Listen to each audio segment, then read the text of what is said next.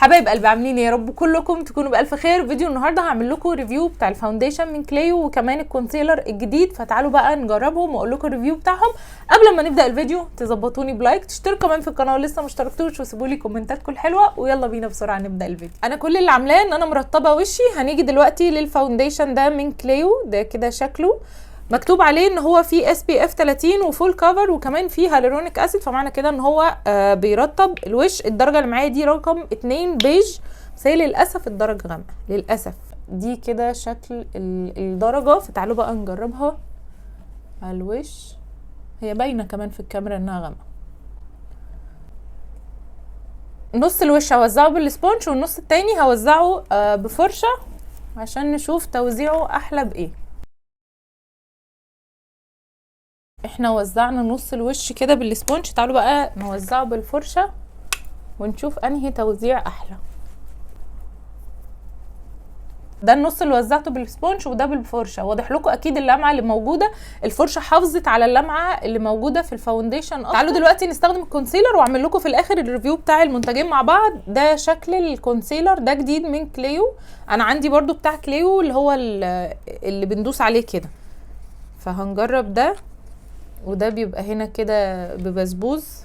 خليني اخده بفرشه احسن عشان ايه ما نبهدلش الدنيا. بصوا الدرجه المفروض بتاعت واحد دي درجه حلوه، يعني مش فاتحه اوفر.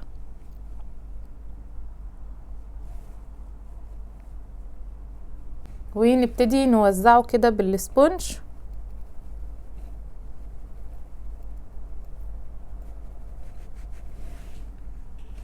خطير خطير خطير. كده انا خلاص خلصت الميك اب، حطيت تقريبا كل حاجه بتتحط، كونتور وبلاشر وهايلايتر وكل حاجه، وثبت طبعا الباودر. تعالوا بقى اعمل لكم الريفيو بتاع الفاونديشن والكونسيلر.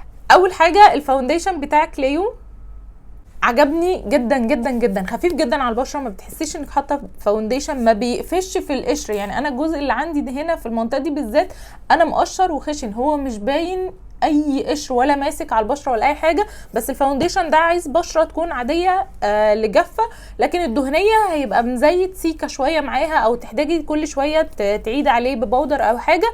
لكن هو هيبقى حلو قوي مع البشرات العاديه المختلطه الجافه، هيبقى ممتاز جدا معاهم.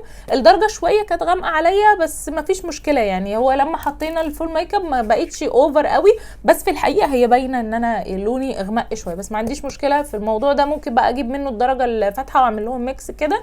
بس في العموم الفاونديشن حلو جدا، سعره ممتاز جدا، وزي ما مكتوب ان هو فيه SPF 30 وكمان فيه هالورونيك اسيد، والكفر بتاعه فوق العظيم. الكفر بتاعه مش فول كفر، لكن هو اعلى من المتوسط، فدي حاجه طبعا خطيره جدا، وزي ما بقول لكم تحفه على البشره. وغير كده ما بيدخلش في الخطوط. انا تقريبا بقالي ساعه حطاه لان قمت وجيت وكده، ما دخلش في خطوط الابتسام، واغلب الفاونديشن اللي بحطها عندي بتخش هنا في الخطين دول. اوكي، ف خطير، عجبني جدا، وسعره طبعا ممتاز جدا جدا. نيجي بقى للكونسيلر. الكونسيلر حلو قوي، الدرجه بتاعته كانت ممتازه للتنوير تحت العين، خفيف جدا تحت العين. هو مكتوب عليه ان هو برده فيه هالورونيك اسيد، فهو بيرطب تحت العين برده نفس الفكره. لو انت تحت عينك دهني او بشرتك دهنيه قوي لا هيبقى مش حلو، هيسيح معاكي. لكن لو بشره عاديه مختلطه جافه هيبقى عبقري وحلو جدا جدا جدا، وفعلا بيدي كده ترطيب تحت العين، ما بينشفش ابدا تحت العين. وطبعا لو الكونسيلر لون بشرتكم بالظبط، بس انا واحد دي فاتحه عليا، تقدروا تستخدموه على الوش كله، هيبقى برده عظيم وحلو جدا.